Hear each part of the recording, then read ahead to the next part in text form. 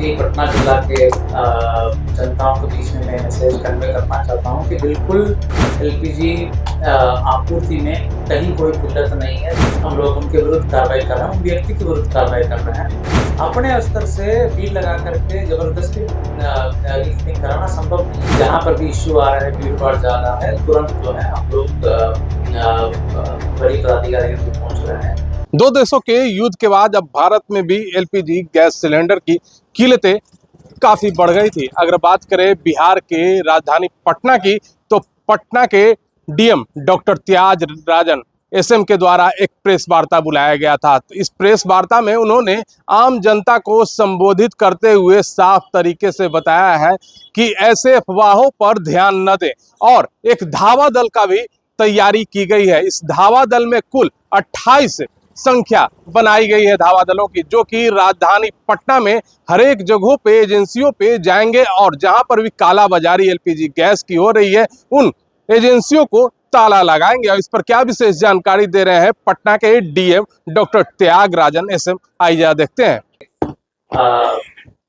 कई सूचनाएं प्राप्त हो रही है, उसके संदर्भ में आज प्रेस कॉन्फ्रेंस आयोजित किया गया है, जिसमें मैं बिल्कुल स्पष्ट करना चाहता हूं सभी पटना जिला के जनताओं के बीच में मैं मैसेज कन्वे करना चाहता हूं कि बिल्कुल एलपीजी आपूर्ति में कहीं कोई किल्लत नहीं है, दिक्कत नहीं है। पैनिक होकर के बुकिंग या जहां जरूरत नहीं है गैस रिफिलिंग का प्रयास की आवश्यकता बिल्कुल नहीं है। बिल्कुल संयम रखना है। सिचुएशन नॉर्मल है, आपूर्ति में कहीं कोई दिक्कत नहीं है और बुकिंग जो है ऑनलाइन अभी भी हो रहा है, जहाँ पर खत्म हो गया है और उनको डोर डिलीवरी या एजेंसी द्वारा जो व्यवस्था स्थापित है उसके माध्यम से उनका आपूर्ति किया जा रहा है, किया जाएगा। थोड़ा संयम रखना है और अपने स्तर से जो नियम और जानकारी प्रशासन द्वारा, राज्य सरकार द्वारा, मंत्रालय द्वारा, सोशल मीडिया के माध्यम से, मीडिया के माध्यम से मिल रहा है, उसको जानकारी प्राप्त कर लेना है। अन्यथा आम जनता को कहीं कोई दिक्कत नहीं है। डोमेस्टिक सप्लाई बिल्कुल स्थिर है, बिल्कुल स्टेबल है, कहीं कोई इश्यू नहीं है। जहाँ तक कमर्शियल सप्लाई है उसको प्रायोरिटाइज किया गया है, हॉस्पिटल्स और एजुकेशनल इंस्टीट्यूशंस को प्रायोरिटी दिया गया है और अन्य इंस्टीट्यूशंस जैसे होटल्स जैसे महत्वपूर्ण संस्थानों को राशनिंग किया गया है, 80% सप्लाई किया गया है। बुकिंग की जो व्यवस्था है, एक सिलेंडर के लिए शहरी क्षेत्र में 25 दिन और 2 सिलेंडर के लिए 30 दिन की गैप में रिफिलिंग का बुकिंग होगा और ग्रामीण क्षेत्र में कल से 45 दिन का किया गया है।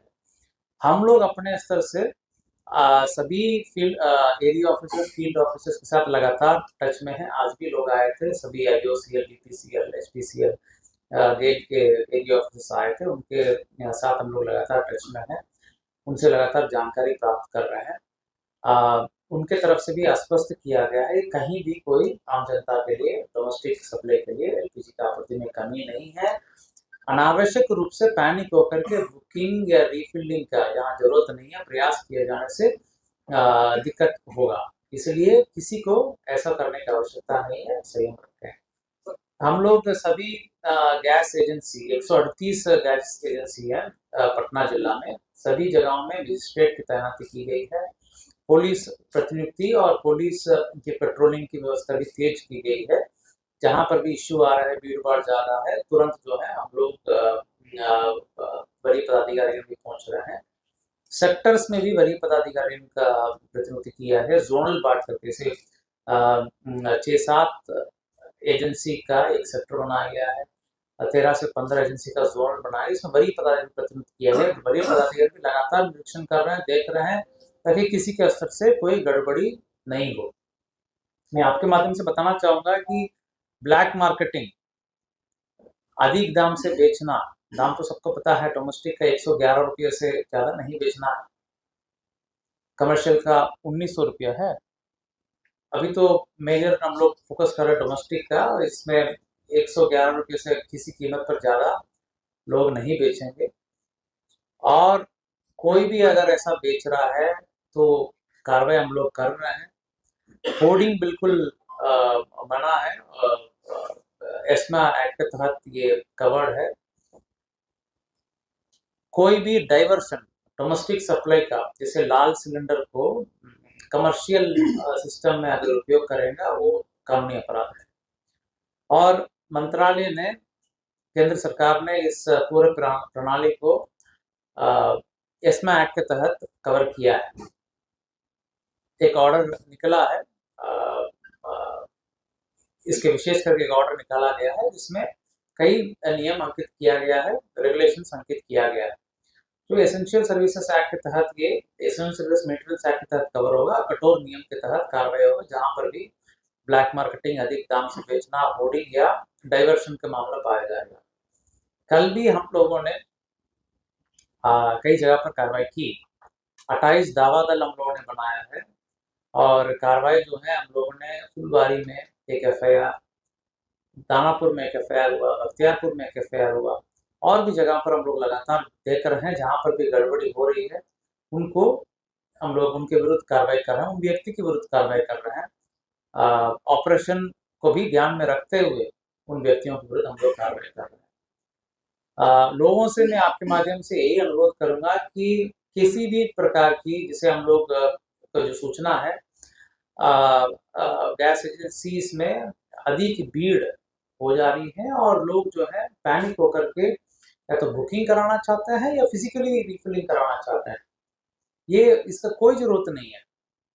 लोग संयम रखें। जिनकी जो ओल्ड बुकिंग है वे अपना रिफिल करा सकते हैं।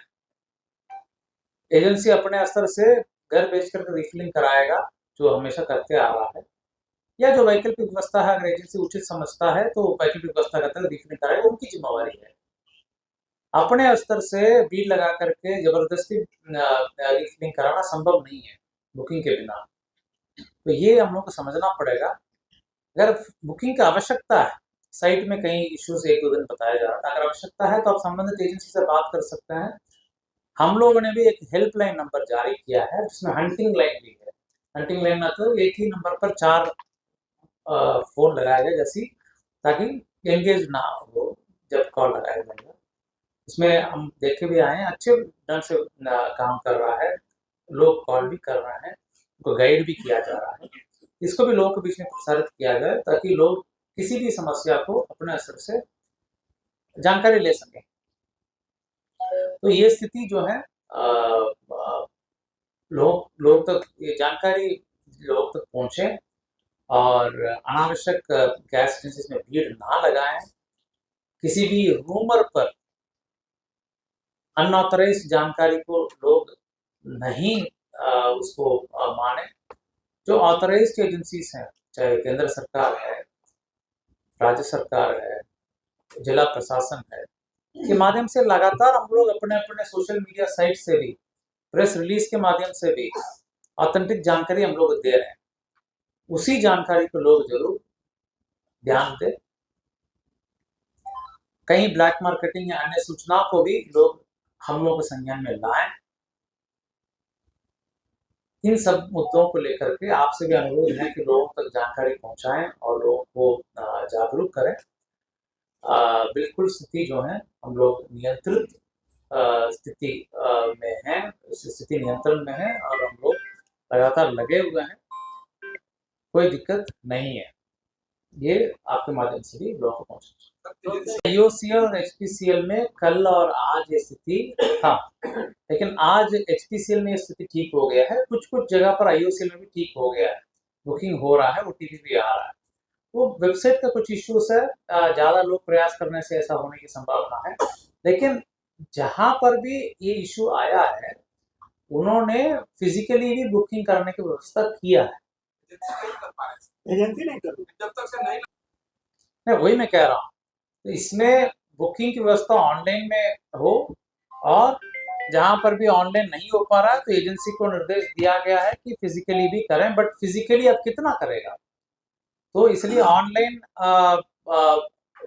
करना ही उचित है। जहां पर बिल्कुल ऑनलाइन नहीं हो पा रहा है, जरूर जो है एजेंसी को निर्देश दिया गया है कि लोग फिजिकली बुकिंग करें। हमें जो एजेंसी की तरफ से जानकारी दी गई है कि फिजिकली भी लोग बुकिंग करा रहे हैं एजेंसी की तरफ से। अब यहाँ पर भी हम लोगों ने कई लोगों को ऑफलाइन बुकिंग कराया है और घर पर पहुंचाया है। ठीक है, आज भी जो एजेंसीज आए हैं उनका ये कहना है कि कई लोगों को ऑफलाइन बुकिंग कराया गया है और घर पर पहुंचा भी गया है, जहां पर बुकिंग ऑनलाइन नहीं हो पा रहा है। ऑनलाइन बुकिंग कल तक बंद था, लेकिन आज ये भी सुचारू रूप से काम करना शुरू हो गया। इसके अलावा भी किसी का अगर समस्या हो, इमरजेंसी है, बिल्कुल दिक्कत है, तो हेल्पलाइन नंबर में नोट कराएं। इंडिविजुअली एजेंसी से बात करके भी हम लोग करा दें। के एजेंसी सील नहीं हुआ है, वहां पर जो वेंडर है उनको विरुद्ध प्राथमिकी दर्ज की गई है। आज एसडीओ भी सुबह से वही है, अभी वही है, और वहां पर स्टॉक नहीं है। वो वहां पर सील करने के चलते ऑपरेशन बंद नहीं हुआ है, वहां पर स्टॉक नहीं है। हम लोग ने स्पष्ट निर्देश सबको दे रखा है। नीति भी यही है कि हम लोग जो व्यक्ति ब्लैक मार्केटिंग करेंगे उनके विरुद्ध कार्रवाई होगा। एजेंसी का ऑपरेशन किसी कीमत पर प्रभावित नहीं होगा। आपने कहा कि कप्तान में भी राशनिंग किया गया है, तो इस पर हम लोग प्रायोरिटी तो आदेश के अनुरूप हॉस्पिटल और एजुकेशनल इंस्टीट्यूशंस का है। सर आपका जो हेल्पलाइन हम देख के आए हैं, अभी लगातार कॉल उठ रहा है। एक आदमी कॉल नंबर के साथ हंटिंग लाइन लगाया जा रहा है, आपको एंगेज जा रहा होगा। हाँ, तो इसलिए हंटिंग लाइन लगाया जा रहा है। 4 और फोन जुट जाएगा, आपको दोपहर या शाम तक आपको ऐसा आप लगाएंगे तो चारों नंबर में उठ जाएगा। अभी एक आदमी बात कर रहा है तो दूसरा नंबर कॉल करेगा तो वो उठ नहीं पाएगा, इसलिए हंटिंग लाइन लगाया जा रहा है। हम होके आए हैं, लगातार कॉल आ रहा है, उठ भी रहा है। ठीक है, तो देखेंगे सप्लाई के हिसाब से, उसको भी हम लोग आकलन करके उसको क्या कर सकते हैं हम लोग जरूर उसको देखेंगे। और कुछ ये शिकायत हमको कंट्रोल रूम से भी मिला है। हम लोग कंसर्न एजेंसी से बात कर रहे हैं कि ऐसे कैसे आ रहा है कि एक दो मामला छिटपुट एक आध मामला ऐसा आया है, तो उसको हम लोग गैस एजेंसी के साथ बात करके सॉल्व कर रहे हैं। ठीक है, तो जाहिर सी बात है कि जिला अधिकारी ने साफ तरीके से लोगों से आग्रह किया है कि जिस तरीके से एलपीजी गैस सिलेंडर उन्हें पहले मिलता था, अब भी उसी तरीके से मिलेगा। अगर किसी तरह की अगर दिक्कतें आ रही हैं तो वह गैस एजेंसी या फिर हेल्पलाइन नंबर पर तुरंत कांटेक्ट करें। अगर उन्हें नंबर लगाने के पश्चात भी एलपीजी गैस सिलेंडर नहीं मिल पा रहा है तो तुरंत हेल्पलाइन नंबर पर वह बात करें। अगर बात करने के उपरांत भी उन्हें ओटीपी नहीं आ रहा है तो वह सशरीर जा करके अपने एजेंसी में बात करें। उसके पश्चात उन्हें पैनिक होने की आवश्यकता नहीं है, उन्हें गैस सिलेंडर एजेंसी के द्वारा मुहैया कराया जाएगा। पटना से NBC 24 के लिए अजय शर्मा की रिपोर्ट।